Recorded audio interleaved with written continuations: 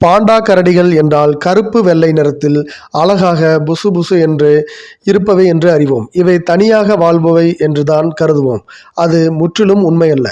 அருகி வரும் உயிரினமான பாண்டா கரடிகள் பல்வேறு இயற்கை பாதிப்புகளிலிருந்து பாதுகாக்கப்பட்டு வருகின்றன. பொதுவாக இவை கூட்டமாக வாழாமல் தனியாக வாழ்கின்றன என்பதால் இவை தங்களுக்குள் தகவல் பரிமாற்றம் செய்து கொள்வதில்லை என்று கருதப்பட்டு வந்தது.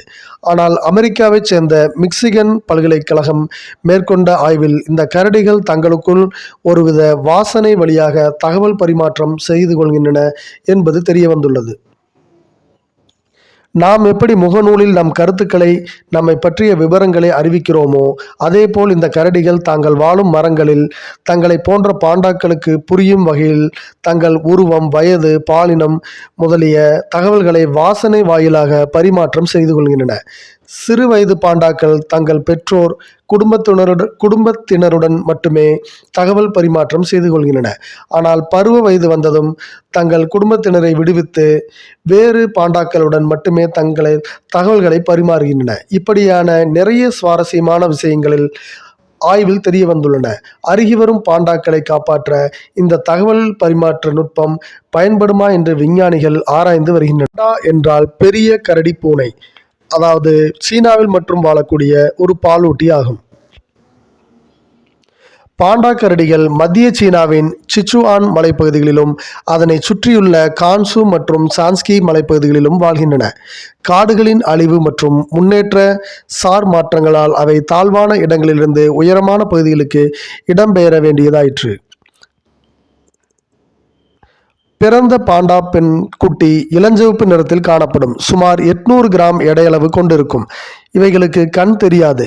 10 நாட்களுக்கு பிறகு அதன் நிறம் மாறத் தொடங்கி அதன் வழக்கமான நிறமான கருப்பு வெள்ளையை அடையத் தொடங்கும்.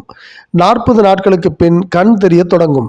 6 மாதங்களுக்கு பிறகு மரம் ஏறத் தொடங்கும். ஒரு வாரத்தில் 45 கிலோகிராம் எடை அளவு கொண்டிருக்கும். 5 வருடங்களுக்கு பிறகு அதன் எடை 100 கிலோவை அடைந்திருக்கும். இனப்பெருக்கம் செய்யும் அளவுக்கு தகுதி பெற்றிருக்கும். தோராயமாக 30 வருடங்கள் பாதுகாக்கப்பட்ட பகுதிகளில் உயிர் வாழ்கிறது. வனங்களில் 14 முதல் 20 வருடங்கள் வரையே இவைகள் உயிர் வாழ்கின்றன. 2007ஆம் ஆண்டின் ஒரு அறிக்கையின்படி சீனாவின் உள்நாட்டு பகுதிகளில் 239 பாண்டாக்களும் எல்லையோரங்களில் 27ஆம் மனித பராமரிப்பில் வளர்க்கப்படுகின்றன. 2017ஆம் ஆண்டில் ஒரு அறிக்கை சீனாவின் எல்லையோரங்களில் 49 பாண்டாக்களும் உயிரியல் பூங்காக்களில் 13 வகையான பாண்டாக்களும் வளர்க்கப்படுகிறது. சீனாவின் தேசிய சின்னமாக டிராகன் விளங்குவதைப் போல் பாண்டாவின் உருவமும் சீனாவின் சர்வதேச அடையாளங்களில் ஒன்றாக திகழ்கிறது. உதாரணமாக பெய்ஜிங் ஒலிம்பிக்கில் 5 புவா சின்னங்களில் ஒன்றாக பாண்டா உருவம் இடம்பெற்றிருப்பதை